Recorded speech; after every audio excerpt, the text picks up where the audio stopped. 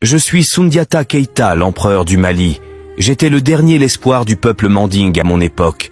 Voici mon histoire. Mais avant de commencer, mettre cette vidéo dans tes favoris et n'oubliez pas de partager. Avant tout, j'ai une question pour vous. Croyez-vous à la destinée?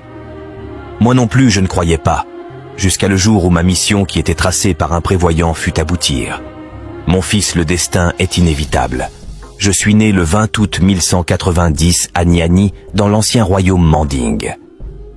Mon père était un roi, il s'appelait Naré Magan Konaté, et ma mère était Sogolon Condé.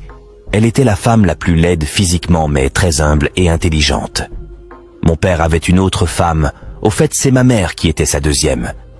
Je sais, vous allez me demander pourquoi le roi peut-tu marier une femme laide. Je vous explique.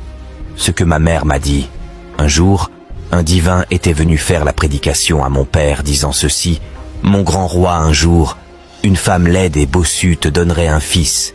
Ce fils sera un grand roi. » Alors, déjà marié à sa première femme, mon père ne croyait pas un seul mot de cette histoire. Après quelques années plus tard, un danger arriva dans le royaume.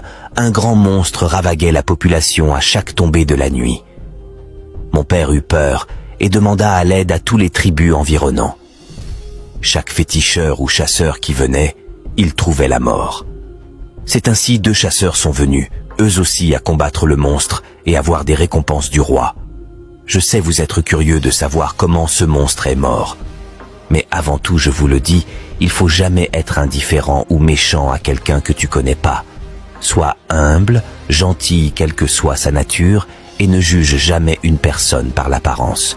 Montre-lui tes dents en souriant. C'est ça qui a permis aux 2 chasseurs à gagner la guerre. Qu'est-ce qui s'est passé quand ils sont venus dans le royaume de mon père?